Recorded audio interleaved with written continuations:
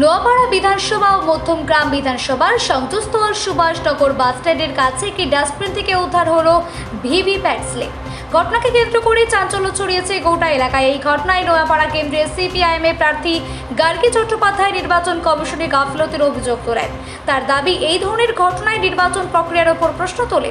উদ্ধার হওয়া ভিভিপ্যাট স্লিপগুলির মধ্যে বামেদের ভোটের স্লিপে সব থেকে বেশি দেখা গিয়েছে। অন্যদিকে একই কেন্দ্রে তৃণমূল কংগ্রেসের প্রার্থী শ্রীরাঙ্কুল ভট্টাচার্য এই বিষয়ে কোনো মন্তব্য করতে চাননি।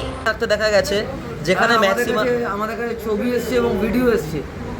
নোয়াপাড়া বিধানসভা কেন্দ্রের ঠিক বর্ডারে সুভাষনগরের বাস স্ট্যান্ডে যে মাঠ, সেখানে হচ্ছে এক গাদা ভিভিপ্যাট পড়ে রয়েছে এবং বেশিরভাগটাই হচ্ছে 3 নম্বর।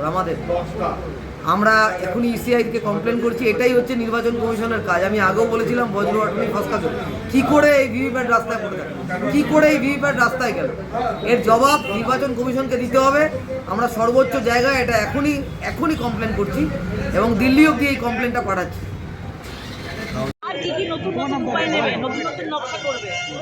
আজকে নোয়াপাড়া বিধানসভা ভিভিপ্যাট স্লিপ আজকে এখানে পাওয়া যাচ্ছে, মধ্যমগ্রামে পাওয়া যাচ্ছে। এটা বুঝতে পারছেন যে এখানে নোয়াপাড়ার ভিভিপ্যাট স্লিপ আজকে এখানে কেন প্রায় 600-700 স্লিপ আজকে পেয়েছে এখানে। তাহলে আপনারা বলুন যে এটা কী ধরনের মানে চোরামি চলছে, এটা কী পুলিশ এবং ভিডিও এখান থেকে নিয়ে যাচ্ছে, এখান থেকে উদ্ধার করা হয়েছে। আমাদের লোকেরা উদ্ধার করেছে, আমাদের লোকেরা লোগোটা তোলো। গ্রামের মতো একটা জায়গায় নোয়াপাড়া থেকে ভিভিপ্যাট স্লিপ পাওয়া যাচ্ছে। মানে ভেবে দেখুন এরা কি করছে, কি লেভেলের চোটকামি করছে। এর উদ্দেশ্য কি ছিল বলে মনে হয়? বাস একটাই, এরা পারবে না, যা খুশি করে নি। কালকে পরিবর্তন হচ্ছে বাংলা, যতই যা স্লোগান দিতে চাই। ধন্যবাদ।